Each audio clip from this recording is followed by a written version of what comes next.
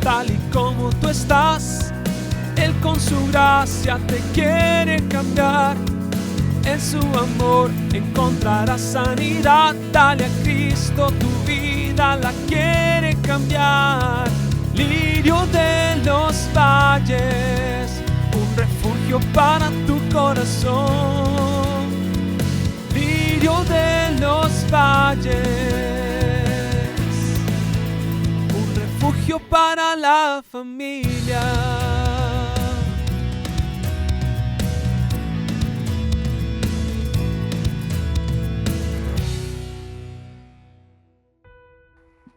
Dios es bueno.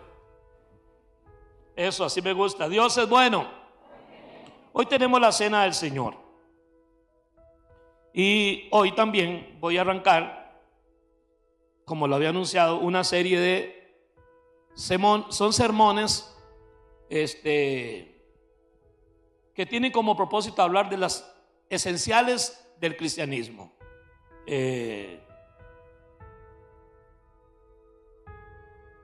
Suelo enseñar en algunos seminarios y le pregunto a veces a la gente, a pastores y líderes, ¿cuáles son los 5 elementos esenciales de un arroz con pollo para que sea arroz con pollo? Y a mí me hace mucha gracia porque casi siempre las mujeres son las que cocinan, algunas excepciones. Entonces lo que oigo son recetas de las preferencias de las personas que hacen arroz con pollo. Les vuelvo a insistir, 5 elementos, ingredientes esenciales para que sea un arroz con pollo. No pueden faltar. Entonces empiezan a hablarme de gustos, preferencias. Normalmente las mujeres hacen el arroz con pollo que les hacía la mamá. A la vez la mamá de ella era la que hacía la mamá de ella, que era la abuelita de esta señora, y a veces de la bisabuela. Así que las recetas de una casa suelen tener un arraigo de hasta 100 años y a veces no se dan ni cuenta. Entonces, a la hora de plasmarlo en un plato, alguien puede alegar que esto es un arroz con pollo porque es que me enseñó mamá y mamá de abuela y abuela de bisabuela. Pero la pregunta no es los ingredientes que alguien le echa a un arroz con pollo, porque pueden ser todos los. Mamá le hacía el arroz con pollo, le echaba cerveza y pasas. Usted no sabía si aquello era un postre, una boca de varo. Le echaba cerveza, le echaba pasas y verás que encurtido y sabe bueno. Pero ninguno de esos ingredientes eran esenciales para juzgar que eso era un arroz con pollo. La vida cristiana y la predicación y la vida de iglesia suele parecerse a eso. La gente confunde lo esencial con lo preferencial. Por eso es que hay tantas congregaciones y cada una de ellas será del Señor, pero tienen un detalle: el estilo de culto, el volumen, la dinámica. Siempre tendrá un elemento muy puntual que suele ser cultural y la mayoría de las veces preferencial. ¿Sí me explico? Por ejemplo, hay gente que adoba un pedazo de carne y le echa de todo cuanto pueda. Cuando lo cocina en la parrilla, lo que usted se está comiendo, usted no sabe qué es. Tiene de todo. Bueno, pero hay gente como los argentinos o los brasileños que solo le echan sal para saber realmente, porque todos los cortes de la misma vaca saben diferentes. Pero al echarle tanto, usted lo que cocina son cuánta cosa. Bueno, ¿por qué hago esta explicación? Porque lo estamos viviendo tiempos donde, y tristemente, yo diría demasiado triste, las redes, YouTube, todas estas cosas, plataformas, están llenas de cualquiera graba algo y lo sube. Y la gente ve indiscriminadamente y no discierne. A veces creen que porque se use una Biblia o porque se diga que soy o no pastor, dan por un hecho que eso es real. Hay mucha mentira positiva. Imagínense que yo conozco gente que hasta divide iglesias por temas de lo que se come o no se come, por el día que guardan o no. Entonces es inmundo comer cerdo, pero no es inmundo comer camarones, y son aún más inmundo dentro de la ley judía. Los crustáceos están igual de prohibidos que la carne de cerdo. Pero yo hago mi propia leyecita. Como a mí me gustan los camarones, El cerdo me contamina, pero una langosta, que es como el sopilote del mar, no contamina. Come mejor un cerdo que lo que come una langosta o un camarón. Los camarones son como las cucarachas de aquí o las moscas de lo que es de la tierra. ¿Qué digo con esto? El tema no es que usted coma o que no coma. Si lo hace para el Señor come, y si no come para el Señor, no come. Lo que le estoy tratando de decir es que cada persona va a tratar de hacer esencial lo que a mí me parece. Y la Biblia, sí, la Biblia nos deja bien claro en cuanto a lo que vamos a creer. Hay cosas esenciales que son las que distinguen entre un hijo de Dios y alguien que no lo sea, y una criatura del Señor. Entonces voy a estar en agosto y septiembre probablemente hablándoles de algunos elementos esenciales de la iglesia cristiana de los últimos 2000 y pico de años, porque la Biblia nos dice dónde empezó la iglesia y nos dice cuándo y dónde va a terminar la era de la iglesia, que es la que estamos viviendo. Ya pasamos más de 2000 años. La Biblia no nos dice cuál es la iglesia, qué nombre tiene. El catolicismo romano, con mucho respeto le digo, se abroga el derecho de que ellos son la iglesia. La palabra católico no aparece en 500 años en la Biblia, nunca. ¿Qué es lo que quiero decir con esto, hermanos? Que cada maestrillo, decían nuestros abuelos, cada maestrillo con su librillo. Pero quiero de manera inspiracional hablar de algunos temas muy puntuales que son esenciales. Lo demás es secundario. Si hablo en lenguas o no hablo en lenguas, si canto así o asá, si como o no esta comida, si guardo o no esto, no es esencial. Es un tema de conciencia y es un tema de libertad. Tristemente las iglesias se dividen por esos asuntos preferenciales y la mayoría de las veces por enseñanzas de hombres y de mujeres. Y hoy, a propósito de la Cena del Señor, quiero hablarles de la primera doctrina. El orden no es lo importante, no aparece en orden. Y en su momento vamos a leer y hablar del credo apostólico, diferente al credo romano. El credo apostólico son alrededor de 32 doctrinas que los cristianos del primero, segundo y tercer siglo hicieron una lista de creencias esenciales, porque no existía el Nuevo Testamento. El Nuevo Testamento no fue canonizado antes del año 300. Así que durante esos 270 años el cristianismo se rigió por un documento que se llamaba la Didaché. La Didaché es: creo en Dios Todopoderoso, creador del cielo y de la tierra. ¿Lo recuerdan? Entonces vamos a hablar del original del cristianismo de los patricios de los primeros siglos, porque luego el romanismo hizo su credo apostólico, donde nombra el culto a la Madre de Dios y la única iglesia que hay. Pero usted va a notar que hay unas diferencias. Pero sí, hermanos, la iglesia del primer siglo, antes de que el Nuevo Testamento existiera, porque la iglesia de los primeros siglos, la referencia de ellos fue la Torá, mientras habían judíos cristianos, porque los primeros judíos eran cristianos. Pero en cuestión de menos de 50 años, el cristianismo salió al resto del mundo de la época, a un mundo gentil que ni siquiera conocía la Torá, que son los 5 primeros libros del Nuevo Testamento. Entonces ellos tenían un credo, la Didaché, que era el credo apostólico, donde ahí se hablaba de Dios Padre, creador del cielo y de la tierra, en su Hijo Jesucristo, en el Espíritu Santo, y una serie de dogmas, de doctrinas, que son 32. Yo voy a tratar de tomarme estos días a hablar de unas 10 principales, las esenciales. Amén. Ya si usted cree que una mujer debe usar velo para orar, está bien. Aquí no, pero usted puede usar velo donde quiera. Eso no es esencial.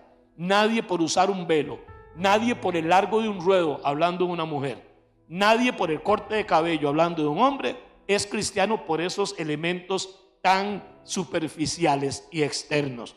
El cristianismo se conoce porque el cristianismo es una fe que creemos. Amén, hermana, hermano, es una serie también de creencias que son las que van a moderar y ayudarnos a modelar el cristianismo que profesamos. Y hoy quiero hablarles de la iglesia de Jesucristo. Esta palabra nunca aparecerá en el Antiguo Testamento, porque en el Antiguo Testamento el pueblo de Dios eran solo los judíos, que fracasaron. Los judíos han sido los más fracasados que han habido, hermano. Por eso es que Dios nos pide que oremos por la paz de Jerusalén. No dice que digamos que todo lo que Israel está haciendo está bien. Dice que oremos por la paz de Israel y que bendigamos y nunca maldigamos. sean judíos o no. Pero el gran fracaso de los judíos fue del pueblo de Israel, que el propósito de Dios era que todas las naciones conocieran a Dios a través de ellos, pero ellos fracasaron y ni siquiera entraban ellos, no lo lograron ellos, mucho menos las otras naciones. Entonces el Señor allá hace poquito más de 2000 años, en un momento histórico de una fiesta hebrea que era el Pentecostés. Nosotros no celebramos Pentecostés porque no somos judíos. En una fiesta, en ese Pentecostés, habían 120 personas reunidas en el aposento alto, entre ellos la Virgen María, madre de Jesús, no madre de Dios. Son dos temas diferentes. Por eso voy a hablar aquí de la divinidad y la preexistencia de Cristo. María, la madre de nuestro Señor, los apóstoles y un grupo de creyentes que para ese momento se contaron 120. Y ese día el Espíritu Santo se derramó y todos fueron llenos del Espíritu Santo. Lo que pasó fue que fueron llenos del Espíritu Santo. El hablar en lenguas no es lo importante, lo esencial es que fueron llenos del Espíritu Santo. El hablar en lengua fue una manifestación de ese derramamiento. Vuelvo y le repito, ve qué fácil es confundir. Entonces no importa que usted no sea un buen cristiano, que no tenga el Espíritu en tu vida, lo que importa es que hables en lenguas. Y si hablas en lenguas, perdóneme, pero es que eso es lo que pasa con nosotros los seres humanos, expertos en salirnos por la tangente, por lo más fácil. Pero ellos fueron llenos del Espíritu Santo. Ahí empezó la iglesia de Jesucristo. Eso sí, la Virgen María habló en lenguas. San Pedro también, porque dice que toda aquella habitación se llenó como un viento recio que golpeó aquella habitación. Y dice, todos fueron llenos del Espíritu Santo y todos hablaban las maravillas de Dios. Ellos hablaban en lenguas, pero la gente que los oía, que no eran creyentes, los oían en su propio idioma. Ellos no hablaron idiomas, hablaron nuevas lenguas. El milagro fue que los que oían las maravillas de Dios en su propio. Habían ahí varios tipos de idiomas. Ellos hablaban en lenguas, no sabían lo que hablaban, los que oían su idioma. Que ahora la ciencia, ve usted que fue lo que me pasó ahorita en El Salvador. Yo estoy hablando en español y a través de un dispositivo inteligente, este señor recibía el mensaje en su propio idioma. Eso sucedió milagrosamente. Esa interpretación simultánea en tiempo real fue un milagro del Espíritu Santo para gente que estaba hablando en lenguas. Los que oían las maravillas de Dios. Ellos no hablaban idiomas ni se dieron cuenta. Ellos hablaban en lenguas del Espíritu. Los que oían no oyeron lengua del Espíritu, sino oyeron las maravillas de Dios en su propio idioma. ¿Lo captan, hermanos? Es diferente. Esa es la explicación de ese milagro. Ahí nace la iglesia visible de Jesucristo. La palabra iglesia viene de una palabra griega que es la palabra eclesía o eclesia, no hay problema, eclesía, y significa asamblea o convocatoria. Así que la raíz de esta palabra no es de un edificio, no es de un templo como este. Esta fue en Alajuela, Cantón Central, Distrito Primero. Lirio Los Valles fue la primera iglesia no católica que construyó. Desde el momento en que compró la propiedad, compramos el estudio de suelo, de uso de suelo, es de iglesia, así le llaman ellos. Y todo lo que esto está construido con todos los lineamientos de un templo, no de una bodega que se usó para templo.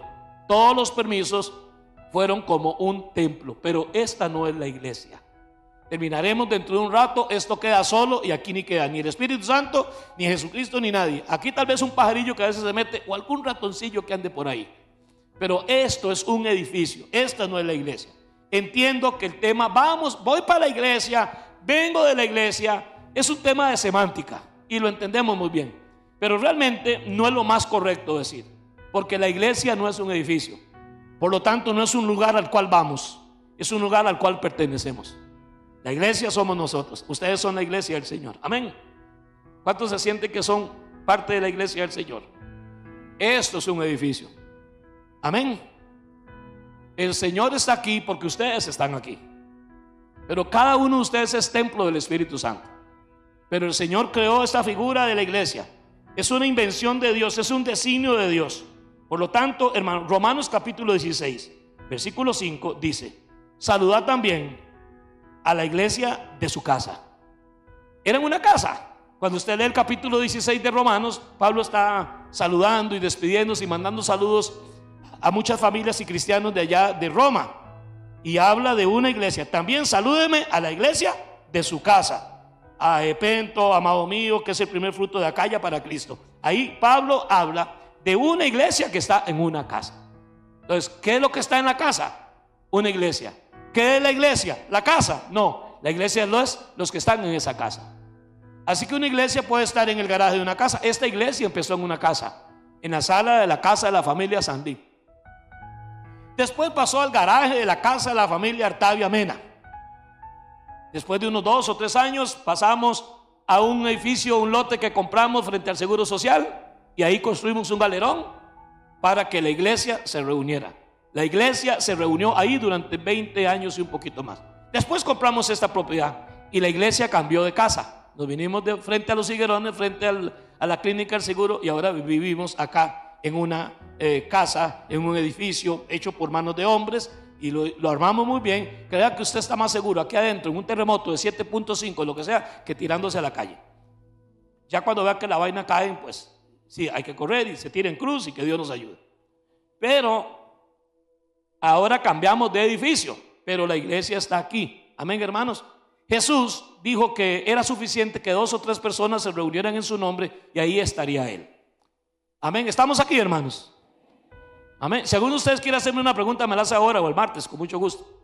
Que el martes, dicho sea de paso, es noche de clamor, si Dios quiere. Y estamos por confirmar si va a estar con nosotros teniendo una ponencia el hermano Heikel. Él es representante de un ministerio que se llama La Voz de los Mártires, que es un ministerio que estableció el hermano Richard Humbran, un misionero que por la causa de Cristo sufrió en Rumanía, en la Rumanía comunista, la persecución, y cuenta un libro muy bonito, usted puede buscarlo, se llama Torturados por Cristo. Ya el hermano Richard Humbran está con el Señor, pero estableció un ministerio porque aunque la persecución sistemática bueno, por sí ya la Unión Soviética no existe, ni el comunismo es un remedio. Ahora ya hasta los comunistas de Costa Rica dicen que ellos nunca fueron comunistas. ¿Por qué? Lo que pasa, hermano, ellos persiguieron la iglesia. Interesantemente, esos imperios o esos poderes políticos ya no existen, y la iglesia cristiana de Rusia, de Rumanía y los países tras las cortinas de hierro ahí están y nunca las pudieron callar. Los pudieron meter a la prisión, cerraron los templos, pero nunca pudieron cerrar la iglesia. Callaron el ruido de los templos, pero nunca pudieron callar la voz de los mártires. Y hoy en América Latina hay lugares, hay sitios, y es triste decirlo, y no porque participe en política ni nada de esas estupideces, yo no pierdo el tiempo hablando de política. Un día le preguntaron a la Madre Teresa de Calcuta, ¿qué opina usted de los políticos? Y la hermana dijo, la última vez que hablé con uno se me murieron 3 pacientes. Es como, ella lo que hizo es perder el tiempo. Entonces, hermanos, pero en Nicaragua hay cristianismo católico y evangélico perseguido. Aquí, a cuestión de 300 kilómetros, menos de 300 kilómetros, usted puede entrar a un régimen, y oremos por Nicaragua, a un régimen donde el cristianismo es controlado, tolerado, pero controlado. Una cosa es tolerado. Aquí en Costa Rica, por el favor de Dios, no es una ley de tolerancia, es libertad de culto de verdad. En Costa Rica nadie va a prisión por decir abiertamente que es ateo o por decir abiertamente que es un creyente en Jesucristo. Amén. Y esa es una libertad que tenemos. Y le pido al Señor, porque vieras que es muy poquito lo que falta en Costa Rica para casi ser aquí la verdadera Suiza de América Latina. Si aquí en Costa Rica se mejorara el tema de la seguridad, vieras qué bonito es El Salvador, hermano. Usted en El Salvador se para en cualquier esquina, más de 15 minutos en San Salvador, todo está. Hay un centro que aquí lo están haciendo ya en San José, donde usted después de 15 minutos, depende de la pinta que tenga, le traen, así dicen los salvadoreños, 3 doritos después le llega la ley. ¿Qué está haciendo usted aquí que no se mueve? No es que la gente no comete delito, lo que pasa es que ahí tienen hasta 1 año que nadie es asesinado, pero hay delito, pero hay una seguridad muy grande. Pero los problemas de El Salvador no eran solo las maras, tiene problemas que todavía no están resueltos y El Salvador no es un paraíso, como tampoco lo es Costa Rica. Pero si Costa Rica el 50% pudiéramos bajar el tema de la seguridad, yo le aseguro que vamos a estar mejor de lo que estamos. Sin embargo, no quiere decir que Costa Rica no sea un país bendecido. Somos muy bendecidos, hermano. El Señor me ha permitido ir a muchos países en este continente y decirles a ustedes de corazón, no por fanatismos, qué lindo que es Costa Rica. Amén. Qué lindo que es. Y aquí nadie es perseguido por su fe. Y mucho menos nadie va a ser perseguido por no tener fe. Hay verdadera libertad de culto. Así es que, hermanos, la iglesia son las personas. Ahora, hay otra cita en Efesios 1, 22 y 23 que dice: y sometió todas las cosas bajo sus pies, y lo dio por cabeza sobre todas las cosas a la iglesia, la cual es su cuerpo, la plenitud de aquel que todo lo llena en todo.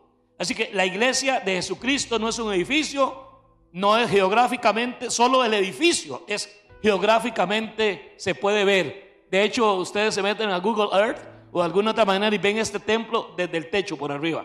Creo que en la presentación, ¿verdad?, aparece una vista del templo desde arriba, pero eso fue con un dron. Así que, hermanos, pero la iglesia del Señor como tal no es un edificio. Se debe reunir en un lugar, y ese lugar ahí se convierte en un momento especial y es consagrado para que los hijos y las hijas de Dios se reúnan. Pero la iglesia es usted y yo. Desde el capítulo 2, Hechos de los Apóstoles, el Pentecostés, derramamiento del Espíritu Santo, hasta la segunda venida de Cristo, esas son las personas que son llamadas la era de la iglesia. Hay dos conceptos de iglesia. El primero de ellos es la iglesia universal.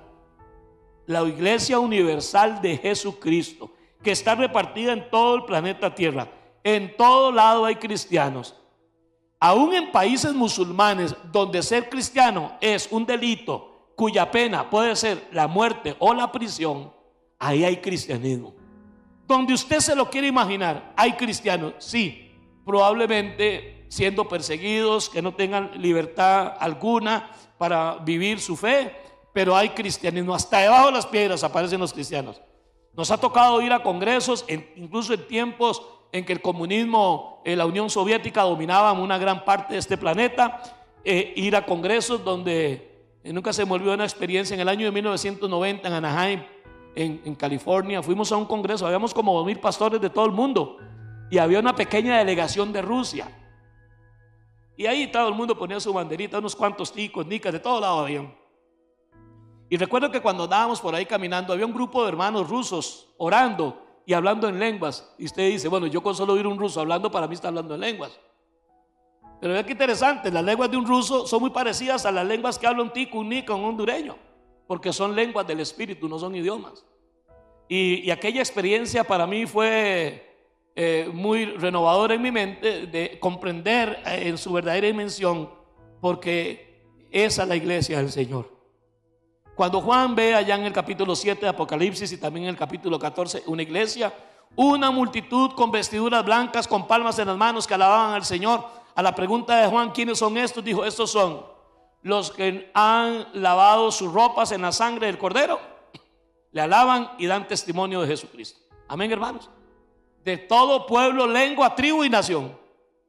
Aquí vamos a leer en la Biblia a judíos y a griegos, a judíos y a griegos. Amén. Así es que a cualquier nacionalidad, esa es la iglesia del Señor, esa es la iglesia universal. Está por todo el planeta. 1 Corintios capítulo 12, versículos 3 y 14 dicen: porque por un solo espíritu fuimos todos bautizados en un cuerpo, sean judíos o griegos, sean esclavos o libres, y a todos se nos dio a beber un mismo espíritu.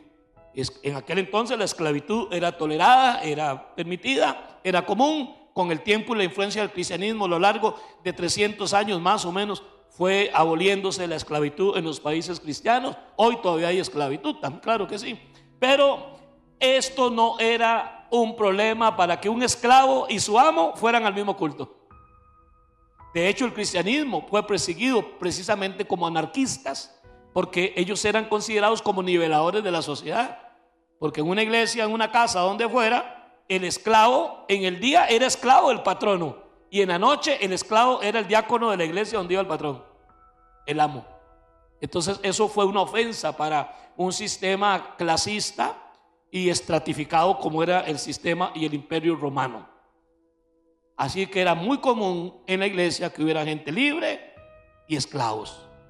En este idioma de hoy serían negros, chinos, nicas, ticos, gringos, rusos. Cuando usted está en reunión en el contexto de muchas nacionalidades, usted nota que ahí no importa Puede haber algún repugnante, como siempre, que se sienta que porque soy francés o porque soy aquello, pero en una iglesia sana, no importa, ni siquiera debe importar el tipo de carro que usted está guardando ahí en el garaje.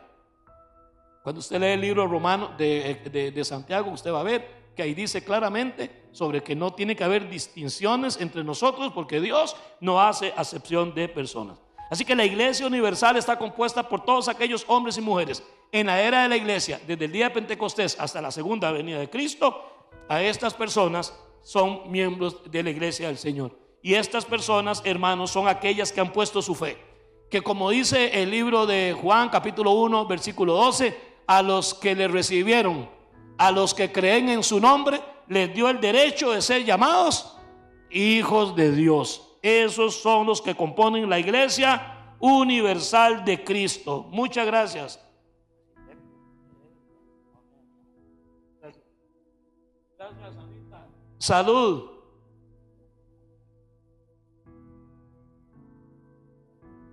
Estuve 10 días muy mal, hermanos, de una tos de perro terrible.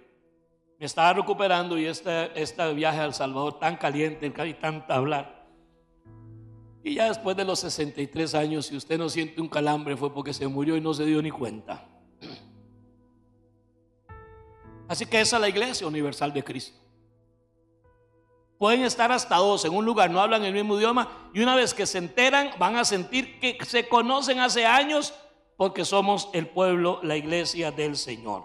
El otro concepto que aparecerá es el de iglesia local. La iglesia universal está rodeada en todo el planeta, son millones de millones de millones. La iglesia local la describe Gálatas 1, versículo 1 y 2. Pablo, apóstol de Jesucristo, y todos los hermanos que están conmigo, a las iglesias de Galacia. La iglesia Galacia, ahí viene la epístola a los Gálatas de Galacia. Entonces Pablo habla de unas iglesias, en plural, iglesias que están en una misma región, las iglesias de Galacia.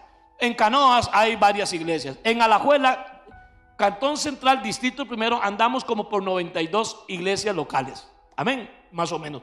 Metodistas, bautistas, pentecostales, de aquí, de allá, pero son cristianas porque Jesucristo es su Señor, porque giran alrededor de la Biblia y del Nuevo Testamento. Predicamos la salvación por la gracia y por la fe en el Señor.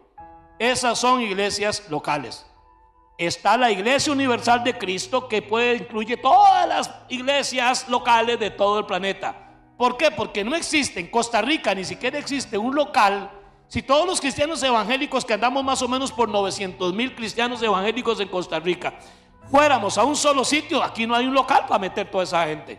Por eso se reúnen en alrededor de 4,000 iglesias evangélicas que se reúnen localmente en todo Costa Rica. De los 86 cantones son, ¿verdad? 86 o 87. Oiga, cada rato los políticos meten uno nuevo, pero es por temas de votos. Y no sé cuántos distritos. En Costa Rica solo hay como 7 u 8 distritos que no tienen una iglesia local evangélica, pero sí tienen o una iglesia católica o tienen células de iglesias locales.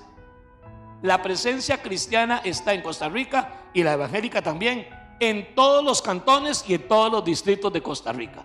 O sea que hay cristianos hasta debajo de las piedras. Aparecen los hermanitos y las hermanitas con diferente apellido, pero pertenecen a la iglesia universal. En Costa Rica, para meter a toda la población evangélica de Costa Rica, habría que hacer 22 cultos en el Estadio Nacional, ocupando hasta la parte donde la gente mejenguea, porque ahí no se juega fútbol, se mejenguea.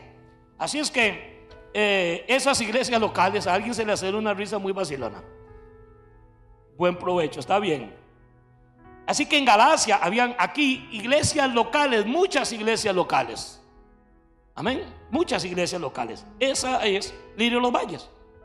Lirio Los Valles no es la iglesia de Cristo, la iglesia es una iglesia local que está conectada en el Espíritu, y la cabeza es Cristo, a una iglesia incontable e innumerable en todo el planeta Tierra.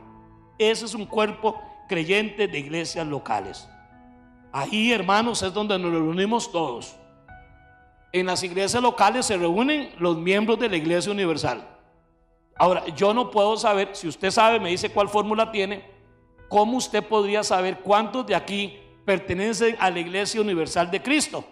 Yo puedo decirle cuántos pertenecen a la iglesia local Lirio Los Valles. Pero lo único que sabe quiénes son, si están todos los que son y están todos los que están, es Dios. Y a ninguno de ustedes se nos ha dado el nombre de policía de la santidad de la iglesia, porque todos ustedes y yo somos pecadores necesitados de la gracia y del perdón de Dios.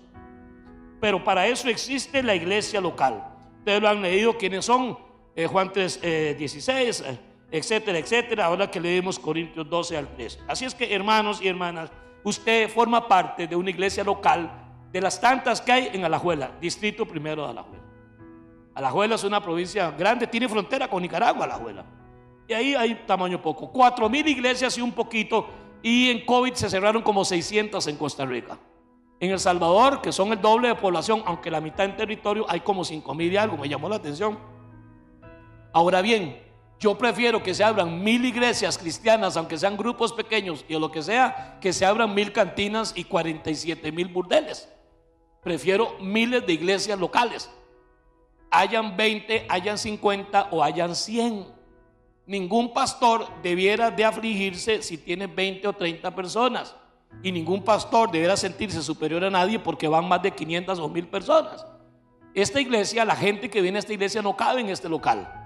Si la gente de anoche, todos hubieran venido hoy, toda la parte de atrás estaría llena y ya tendríamos que estar ocupando el mezanín. Los carros llegarían hasta mi casa y llegarían hasta ahí, hasta el Vibrí, porque anoche eso estaba un poquito menos que ahora.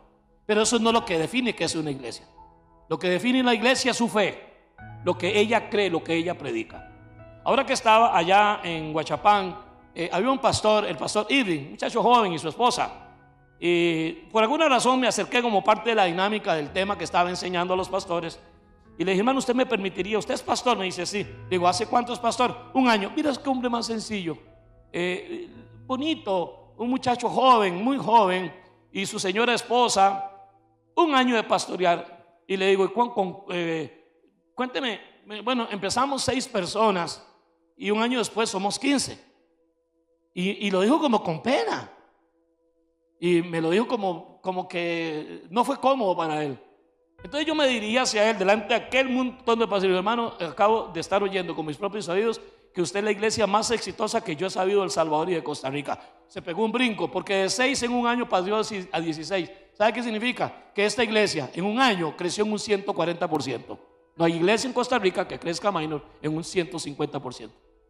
Se puso a llorar y después me testificaba, pastor, gracias porque usted me hizo ver las cosas de otra manera.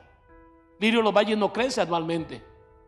Ninguna iglesia, y no voy a decir ningún nombre, crece ni siquiera un 100%. Y muchas de estas iglesias grandes crecen a expensas de lo que sacan de otras iglesias, porque es muy fácil pescar en pecera. Las iglesias que crecen son aquellas que están ganando gente para Cristo. Porque gente que se va a una iglesia, ahora es minor que le gusta la pesca, qué aburrido es ir a una pecera, ¿eh? Por eso a mí no me gusta ir a pescar truchas de esas que vienen como pegadas con un imán.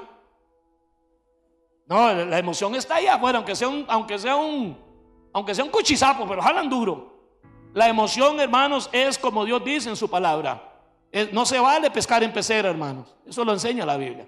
Y entonces este muchacho se fue para su casa muy desafiado a seguir adelante. Y le dije, si vuelvo en 1 año o cuando vuelva, cuénteme cómo le está yendo. Y entonces le pedí sus datos y esa misma noche le mandé un material para que empiece a mejorar herramientas para que haga lo que está haciendo, porque él es un pastor bivocacional, posiblemente trabaja en el campo, en la siembra del maíz. Sin embargo, es el pastor más exitoso que yo he conocido en los últimos 30 años.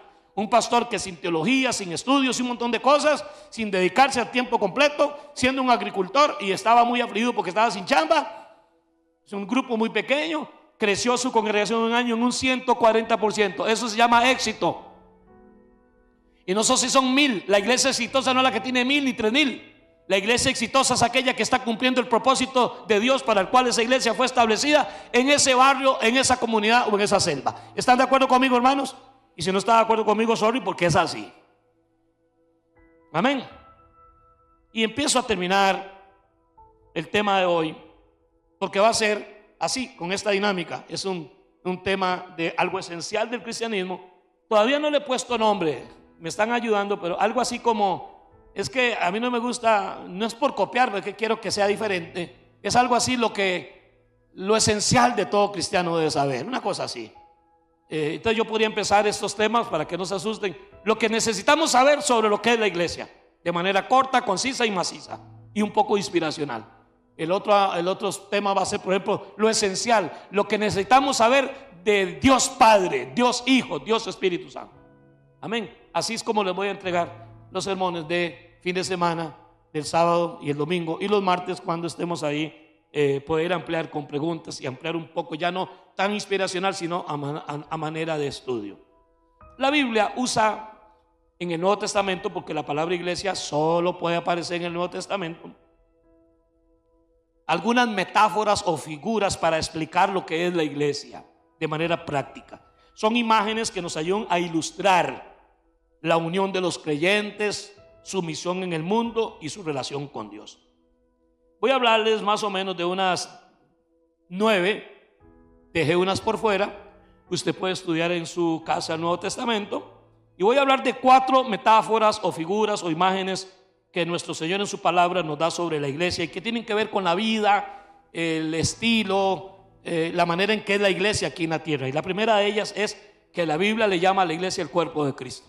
Ustedes son el cuerpo de Cristo. Eso muestra la unión que tiene que haber entre los cristianos, teniendo como cabeza a nuestro Señor Jesucristo, porque Cristo es la cabeza de la iglesia. Mujeres, sujétense a sus maridos, así como la iglesia se sujeta a Cristo, que es la cabeza. Cristo es la cabeza de la iglesia. No es el Papa, no es ningún pastor, no es ningún apóstol, no es ningún obispo. La cabeza de la iglesia es Jesucristo. Amén. Porque todos los demás seres humanos, porque hay mucha gente pura, papas, curas, pastores, apóstoles, gente muy pura, gente muy digna, pero el único que es perfecto e infalible es Cristo. Se le llama a la iglesia el cuerpo de Cristo para hablar de la unidad que tiene que haber entre nuestros miembros. Si yo me pego un majonazo en el dedo, ya ni la madre miento, antes sí. Bajaba Satanás y hasta la abuela del diablo salía soleada. Pero ahora lo más que hago es que la mano empieza a auxiliar el golpe del dedo y a veces ahí está el cuerpo trabajando por un miembro que se duele. Esa es la imagen metafórica de la iglesia. Un cuerpo unido que siente y que se duele, pero que la cabeza es Cristo. La otra figura para hablar de la iglesia es la familia de Dios. La Biblia le llama a la iglesia la familia de Dios y esta metáfora lo que explica es que somos hijos de Dios y hermanos entre nosotros. Así que hermanito Juan, hermanito Charles, hermanito Minor, mi mamá se ponía chivísima que le dijeran hermanita. Cuando alguien la invitaba a la iglesia, a mi hermano Diego o acá, sí, pero que dígale a la gente, ella quería que dijéramos en el culto, hoy viene la mamá del pastor Arturo, no le digan hermana Teresa. Se ponía que se la llevaba el diablo el colerón. Y un día fue a la iglesia de mi hermano y llegó un anito tan bella, una hermana tan bella, y le dice, hermanita Teresa. Y ella le dijo, mire, le voy a pedir un favor, no me diga hermanita porque usted no es hermana mía. Yo solo tuve 2 hermanos y los 2 se murieron. Ella literalmente decía, no son mis hermanos. Pero en el misterio de lo que es la iglesia del Señor, donde Cristo es la cabeza, dígame hermano. Hay algunos hermanos que hasta me dicen maje a mí. Yo no me ofendo, maje su abuelo, le digo, maje su abuelo. Nosotros somos hermanos. ¿Por qué? Porque somos miembros de la familia de Dios. Por eso dicen algunos de manera muy exacta que Dios no tiene nietos ni sobrinos, solo tiene hijos. Es que yo soy sobrino de Cristo. No, o eres hijo de Dios o eres hijo del diablo, punto. O perteneces a la familia de Dios o estás fuera de la familia de Dios. Toda verdad es paralela.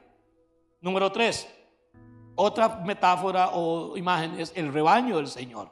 Ahí lo que explica es cómo presenta Dios a su iglesia, a su pueblo, como un grupo de ovejas que necesitan guía, cuidado y la protección de un pastor, de su pastor. Amén. Esto es la iglesia local. Amén, hermanos.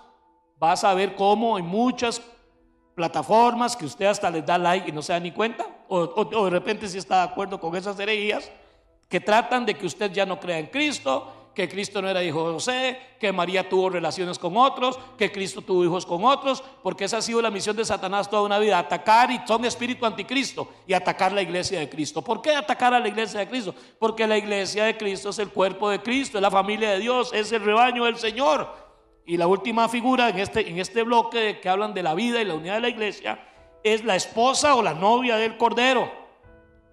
Aquí lo que nos quiere hablar este símbolo o metáfora es el amor profundo y fidelidad que hay entre Cristo y la iglesia. En el libro del Cantar de los Cantares, el Señor habla a la novia y le dice, ven paloma mía, amiga mía. Y usa la palabra paloma mía porque la paloma es monógama.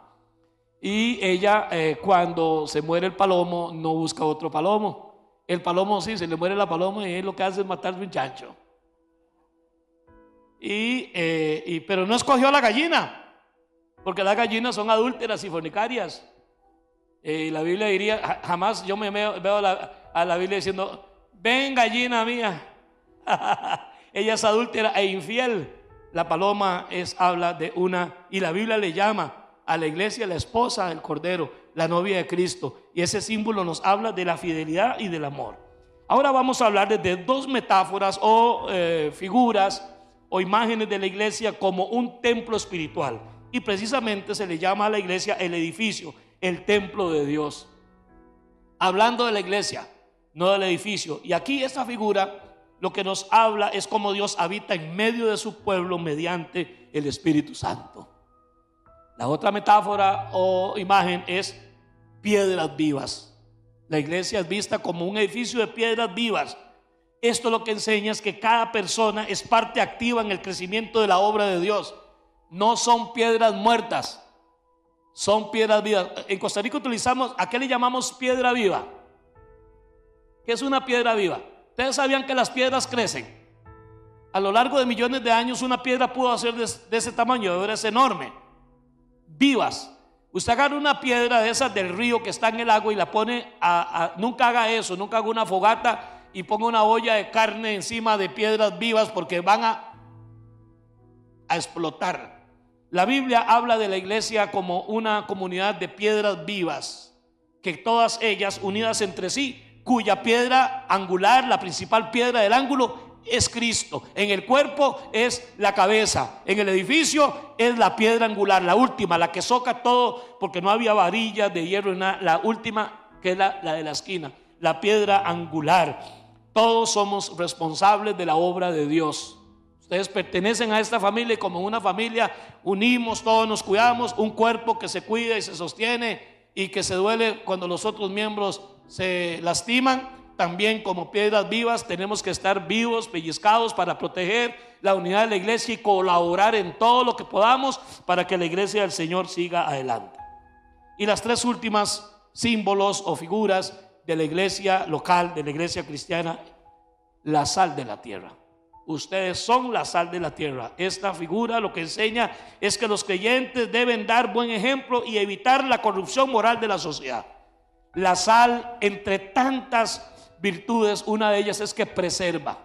Cuando no existía la congelación o la refrigeración, la gente salaba las carnes y eso las preservaba por más tiempo. Hay unos jamones, el más conocido, el jamón serrano, es una pierna de cerdo que se trata y se deja consumida no sé por cuánto tiempo en unas cantidades de sal estrambóticas y ella empieza a deshidratarse y se guarda. Una pierna de esas de cuche seca a la sal y también a veces con humo pueden durar años y no se pudren.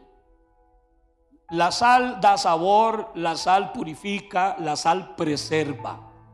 La iglesia es vista como la sal de la tierra, llamada a sostener. Hermanos, si este planeta no estuviera la iglesia, esto sería peor de lo que está. Por eso los grandes escatólogos dicen que cuando la Biblia dice que hay al anticristo, hay quien lo detiene en este momento, hablan de la iglesia y del Espíritu Santo, que es el que está en este momento con la iglesia del Señor. Pero cuando este se ha quitado, la iglesia, el Espíritu Santo, entonces aparecerá el inicuo haciendo en este planeta lo que le da la gana. Así es que es la influencia de la iglesia viva, piedras vivas, rebaño del Señor, familia de Dios, la esposa del Cordero, el cuerpo de Cristo. En cualquiera de sus expresiones está hablando de una de las facetas o actividades o responsabilidades de la iglesia. Y una de ellas es ser sal que preserva para que esta sociedad no sea más corrompida de lo que ya lo es. También somos la luz del mundo. Ustedes son la luz del mundo. Nadie pone una luz debajo de la mesa, la pone arriba para que alumbre. Así alumbre vuestra luz delante de los hombres para que ellos vean vuestras buenas obras y así glorifiquen a vuestro Padre Celestial. Esta metáfora o figura de que somos la sal, la luz del mundo, en este caso, nos recuerda la responsabilidad y la tarea de que usted y yo demostremos el mensaje del Señor en medio de la oscuridad que prevalece en este momento. Y por último, Hay otras más, pero esta otra es que la iglesia es columna y baluarte de la verdad. Ahí nos habla de cómo la iglesia se define como el apoyo que sostiene y define el mensaje cristiano. Amén. Tenemos que predicar la verdad y defenderla. Yo no voy a hablar de doctrinas falsas. Yo voy a hablar en estos días de las esenciales doctrinas. Yo no voy a enseñarles a ustedes a que vean las cosas falsas que hay en la predicación o en el argot popular de hoy. Voy a hablar de las verdaderas. Así como a un cajero del banco lo entrenan no a distinguir billetes falsos, porque pueden haber 5 falsificaciones. A ellos los enseñan a distinguir hasta con los ojos cerrados los verdaderos. Cuando alguien conoce lo verdadero, distingue lo falso rápidamente. Excepto yo, que una vez me metieron en un billete de 2,000 colones, de cuando eran de papel azules, los primeros que tenían tiburón, pero yo no me fijé, y esta era una falsificación tan mala que en los 2 lados tenía tiburón. O sea, era una copia, ¿cómo se llama esa? De las 2 caras de la misma. Y me dice la muchacha en el Banco Popular: óigame, este billete es falso. Vieras qué vergüenza, la fila la paré, tuve que llenar una fórmula, poco le faltó llevarme preso. Y no me lo volvieron el billete de 2,000 con otro nuevo, me lo quitaron. Tuve que llenar una. Pues a mí no me gusta ir al Banco Popular. Es una broma. Hermano amado, esa falsificación que a mí me metieron, cualquiera la veía. Pero hay falsificaciones tan exactas que hay que ser experto en lo verdadero, no en lo falso. Y yo quiero que en estos 2 meses hablemos de lo verdadero como columnas y baluartes de la verdad, porque esa es nuestra misión. Amén. Y no dar espacio para nada. Esta iglesia universal, y en el caso suyo local, es para ser amada, no para ser usada. Cuando usted aquí en esta iglesia, cuando alguien viene a otra congregación, es bienvenido, entra en proceso, pero aquí nunca nadie ha tenido chance de hablar de otra iglesia local o de otro pastor, porque yo no lo permito. Son hombres y mujeres llamados por Dios que están haciendo un esfuerzo en medio de su incapacidad, en medio de lo que sea, fueron llamados por Dios. Nunca hable mal de una iglesia local. Si usted mañana tiene que irse de una iglesia local o sabe de alguien que se vaya de la iglesia local, aconséjele: váyase con la boquita callada. Deje esa iglesia si tiene que dejarla. Hay iglesias donde yo no aguanto ni un culto, pero usted se va, pero no se vaya a los caminos del Señor. Si tiene que irse a una congregación, váyase, pero no salga hablando mal. Es la iglesia de Cristo. Que Dios nos ayude, hermano, para no ser piedra de tropiezo. Hable, eso sí, no quiere decir que usted tiene que ser un tonto útil. No es que hable con quien tiene que hablar. Llama al pastor, llama a los pastores, haga la denuncia que sea, y si no se corrige, si usted se tiene que ir, se va. Pero váyase respetando la iglesia del Señor. Porque la Biblia dice que imposible es que hayan tropiezos, pero hay de aquel porque venga el tropiezo. Nunca, hermano, una palabra de su boca salga para destruir, dividir o maltratar una iglesia, porque es la iglesia del Señor. El apóstol Pablo le dijo Jesucristo a Pablo: Pablo, Pablo, ¿por qué me persigues? ¿A quién perseguía Pablo? A la iglesia. ¿Y por qué Cristo dice me persigue a mí? Porque el que lastima, persigue o maltrata a la iglesia está maltratando a Cristo. Y le dice esta advertencia: dura cosa te es dar cosas. Yo siento que los gringos tienen que tener un problema con el español. Cosa, coses y caso. Dura cosa te es dar cosas contra el aguijón. Perseguir la iglesia, maltratar la iglesia, difamar la iglesia, hacer algo que traiga dolor al cuerpo de Cristo, nos convierte en perros mutiladores del cuerpo de Cristo, como dice Pablo. Y la figura que utiliza Jesucristo es alguien que golpea el chuzo, el aguijón. El chuzo es el del buey, imagínense, que es aunque sea de madera, la punta es de acero o de metal. Usted patea un chuzo y ¿qué le pasa al chuzo? ¿Qué le pasa a su empeine? Cuando alguien da cosas contra el aguijón, cuando alguien en el contexto maltrata y persigue la iglesia de Cristo, lo único que hará es lastimarse él solo, porque la iglesia del Señor, Él la defiende y Él la protege. Y las puertas del infierno, ni las puertas del infierno prevalecerán con ella. Somos miembros de la iglesia de Cristo. Somos familia de Dios. Somos miembros del cuerpo de Cristo. Somos piedras vivas. Somos luz del mundo. Somos sal de la tierra. Somos columna y baluarte de la verdad. Somos la familia de Dios. Somos la iglesia de Jesucristo. Que Dios bendiga a la iglesia de Cristo donde quiera que se encuentre. A la orilla de un río, en grandes megatemplos con aires acondicionados y las butacas más finas y los mejores equipos de sonido. Pero hay iglesias, hermanos, donde no hay bancas, no hay templos, son perseguidos y se reúnen a escondidas. Ni estos ni aquellos son mejores que nadie. Sencillamente a todos les nació nacer en una circunstancia diferente, pero de ellos todos es el Señor. Por eso todo honor y toda gloria tiene que darse aquí, y dice la Biblia, aquí en la iglesia, a Cristo nuestro Señor. Cállese la boca, no ande maldiciendo ninguna iglesia ni ningún hermano, porque somos llamados a bendecir y no maldecir.